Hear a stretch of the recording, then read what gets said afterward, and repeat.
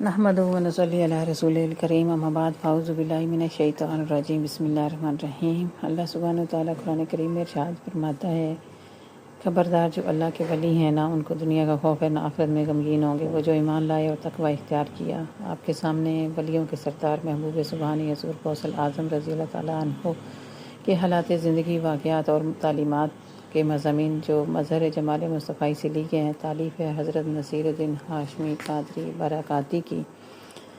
اس میں آج ہمارا عنوان ہے، اپنے عیوب کو پہچان اور انہیں دور کر۔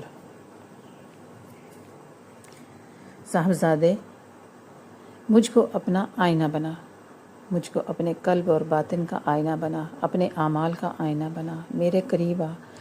تجھ کو اپنے وہ عیب نظر آئیں گے جو مجھ سے دور رہ کر نظر نہ آئیں گے۔ اگر تجھ کو دین کے سنبھالنے کی ضرورت ہے تو میرے پاس آنا ضروری سمجھ۔ میں اللہ تعالیٰ کے دین کے متعلق تیری روح رعایت متعلق نہ کروں گا۔ دین کے بارے میں حیا کرنا میرا کام نہیں۔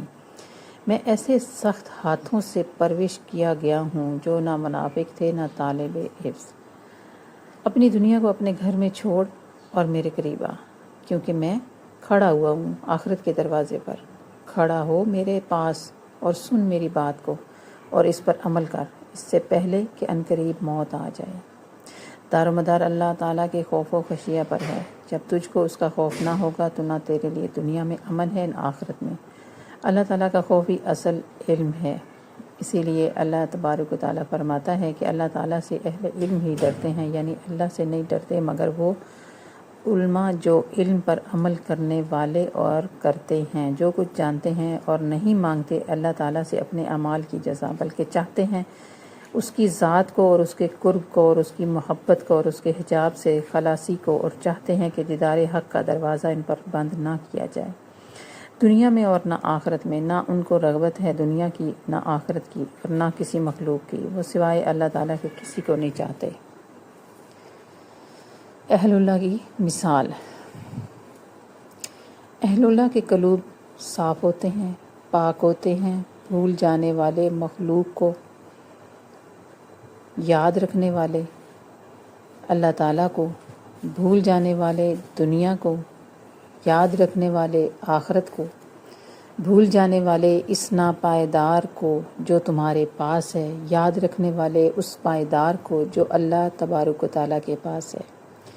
تم نہ واقف ہو ان سے اور ان کیفیات سے جن میں وہ مشغول ہیں۔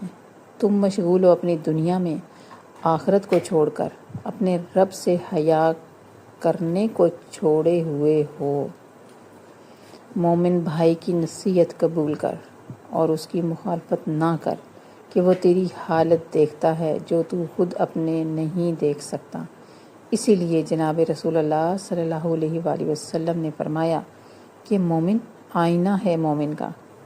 مومن اپنے بھائی کا سچا خیر خواہ ہوتا ہے، اس سے بیان کر دیتا ہے جو کچھ اس پر پوشیدہ رہتا ہے، اس لیے نیکوکاریوں کو بدکاریوں سے جدا کر دیتا ہے اور اس کو پہچان کرا دیتا ہے۔ نافع اور مضر کی پاک ذات ہے جس نے میرے قلب میں مخلوق کی خیر خواہی کا مضمون ڈالا اور اس کو میرا مقصود اعظم بنایا۔ میں خیر خواہ ہوں، اس پر معاوضہ نہیں چاہتا۔ میری آخرت مجھ کو مل چکی ہے میرے رب کے پاس۔ میں دنیا کا طالب نہیں ہوں، میں نہ بندہ ہوں دنیا کا، نہ بندہ ہوں آخرت کا، نہ ما سوائے اللہ کا۔ میں بندہ ہوں صرف اس خالق کا جو یکتا اور یگانہ اور قدیم ہے۔ تمہاری فلاح میں میری خوشی ہے، تمہاری ہلاکت میں میرا غم۔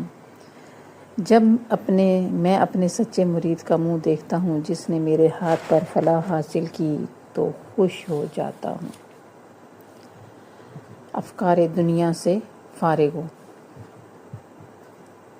صاحبزادے، اگر افکار دنیا سے فارغ ہونے کی تجھ میں طاقت ہے تو ضرور ایسا کر، ورنہ بھاگ اپنے قلب سے اللہ تعالیٰ کی طرف اور اس کی رحمت کے دروازے سے چمٹ جا، یہاں تک کہ وہ دنیا کے تفکرات کو تیرے قلب سے نکال باہر کر دے کہ وہ قادر ہے ہر چیز پر، واقف ہے ہر چیز سے اور اس کے اختیار میں ہے ہر چیز۔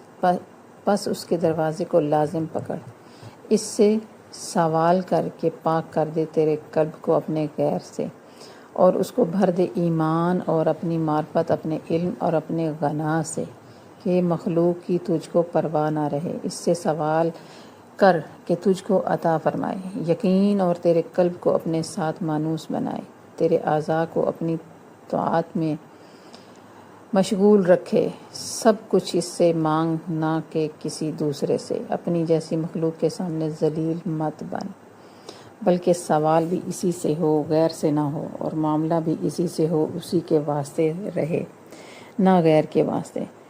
زبانی علم، قلب کے عمل کے بغیر تجھ کو حق کی طرف ایک قدم بھی نہ چلا سکے گا۔ رفتار قلب ہی کی رفتار ہے، اور قرب باطن ہی کا قرب ہے، اور عمل معافی ہی کا عمل ہے، بشرطے کہ اعضاء سے شریعت کی حدود کی محافظت ہو، اور اللہ کے بندوں کے سامنے اللہ واسطے کی تواضع۔